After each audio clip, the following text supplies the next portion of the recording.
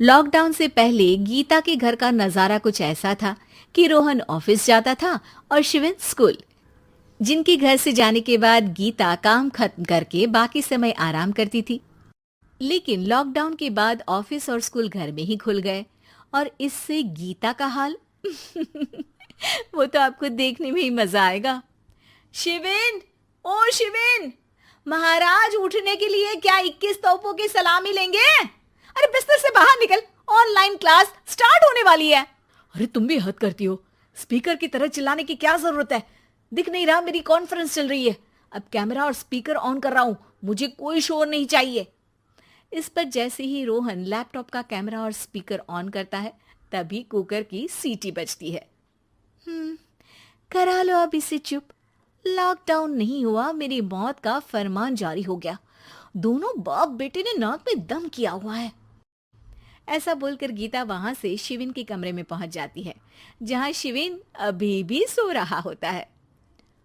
ओ आलसी, अब अगर 5 मिनट में नहीं उठाना तो आज तेरा गेम और यूट्यूब कैंसिल। माँ की बात सुनकर शिविन बिना 1 मिनट गंवाए उठ खड़ा होता है। उठ गया, अभी नहाकर भी आता हूँ। ये नाटक कहीं और, मुंह पर गीला कपड़ा मार और पढ़ने बैठ। शिविन की ऑनलाइन क्लास स्टार्ट हो जाती है, जिस पर गीता उसे वहां बिठाकर रसोई में चली जाती है। थोड़ी देर में उसे कमरे से कुछ आवाज सुनाई देती है, जिसे सुनकर वो कमरे में वापस आती है। हाय राम, तुझे क्लास अटेंड करने के लिए बोला था, कैमरा ऑफ करके बिस्तर पर नाचने के लिए नहीं बोला था। मम्मी मुझे कुछ समझ नहीं आ रहा, आप बाद में पढ़ा देना ना। वैसे भी अटेंडेंस तो लगी गई है। हाँ हाँ बेटा, जरूर बन जा। तू अभी से हम सबका बाप बन जा। अरे नहीं मतलब कहाँ से लाते हो इतना दिमाग, और पढ़ाई करते हुए ये चला कहाँ जाता है? नाइस क्वेश्चन, दिमाग से पूछकर बता दूंगा। शिविन की बातों से परेशान होकर गीता उसे मारने के लिए जैसे ही आगे बढ़ती है तभी वो कमरे से बाहर भाग जाता है। अब शिविन आगे आगे और गीता हाथ में चप्पल पकड़े उसके पीछे पीछे पूरे घर में दोनों घूम रहे होते हैं। इसी बीच वो रोहन के पास पहुंच जाता है और शिविन को मारने वाली चप्पल रोहन के लैपटॉप पर जाकर गिरती है। ओए माँ! मम्मी, अब पापा को चप्पल मार रही हो?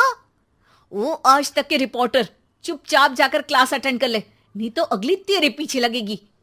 इस पर शिविन वहां से चला जाता है, जिसके बाद रोहन गीता से कहता है, इस सर्कस के लिए कुछ बोलना चाहोगी? अरे क्या करूं, जब से तुम दोनों घर में रहने लगे हो घर अपने आप ही सर्कस बन गया है और मैं तुम्हारी नौकर। कभी बेटी को संभालो तो कभी बाप के नखरे उठाओ। इन्हीं सब उथल पुथल में दिन बीतते रहते हैं, जिसमें हर रोज घर के अंदर कुछ नया सियप्पा खड़ा मिलता है, जो ज्यादातर शिविन और रोहन के ऑनलाइन स्कूल और ऑफिस से रिलेटेड ही होता है। एक सुबह, शिविन चल उठ, आज की क्लास जल्दी है। कैमरा ऑफ करके आप अटेंड कर लो। अरे ऐसे छित्तर पड़ेंगे, दादी नानी सब एक साथ याद आ जाएंगी। गीता की लाख मशक्कतों के बाद क्लास तो खत्म हो जाती है, लेकिन उसके बाद शिविन फोन इस्तेमाल करते हुए इंस्टाग्राम रील बनाने लगता है। रसोड़े में कौन था?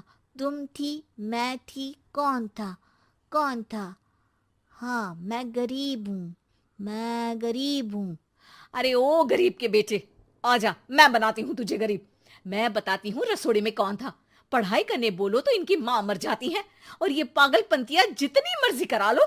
गीता शिविन को डांट रही होती है, तभी रोहन बीच में बोल पड़ता है। अरे बच्चा ही तो है, इतना गुस्सा क्यों कर रही हो? बेटे का साथ देने की इसी एक कोशिश में अब शिविन के साथ साथ रोहन भी गीता के गुस्से की सूली पर चढ़ जाता है। अगर बेटे पर इतना ही प्यार आ रहा है तो इसे क्लास अटेंड क्यों नहीं कराते, इसका होमवर्क क्यों नहीं कराते? उस समय तो बहुत जल्दी मीटिंग आ जाती है, वो काम मैं करूं और यहाँ इस बेफिजुली की चीज में तरफदारी करके बन जाओ महान। हे भगवान, कोई तो इनके ऑफिस और स्कूल खुलवाओ, मैं इन्हें और घर में नहीं सह सकती। अरे कुछ और मांग लेती, क्योंकि तुम्हारी ये विश इस साल तो पूरी होने से रही, कोरोना। हाय नास पिटे ने जिंदगी ही बर्बाद कर दी। खाए कोई पचाए कोई, कल मुझे चुन चुन कर सबको मेरी बद्दुआ लगेगी। उन्होंने दुनिया का और इन बाप बेटे दोनों ने मेरा जीना मुश्किल कर दिया। गीता वहां से चली जाती है, जिसके बाद रोहन शिविन से कहता है, अरे तुम्हारी मम्मी इतनी भड़की हुई क्यों है? आपकी वजह से पूरा समय घर में रहते हो और उस पर कोई काम कराने की जगह बस ऑर्डर देते रहते हो। अच्छा बेटे, सारा इल्जाम मुझ पर, पूरा दिन तो वो तुम पर ही चिल्लाती है। हाँ, मतलब दोनों का 50-50 है, कुछ करना पड़ेगा। वो कहते ना, make the best out of worst. I have an idea. वैसे तुम्हारी माँ सही कहती है, बहुत जुबान चलाने लगे हो, कम बोला करो। अगली सुबह रोहन और शिविन अपनी गलती को सुधारने के लिए गीता के उठने से पहले घर का आधा काम खत्म कर देते हैं, जिसे देखकर गीता खुश हो जाती है और फिर बाकी बचा काम वो तीनों मिलकर पूरा कर लेते हैं। जिसके बाद अब वो सब मिल बांट कर हर काम में एक दूसरे की मदद करते हुए लॉकडाउन का मजा लेने लगते हैं।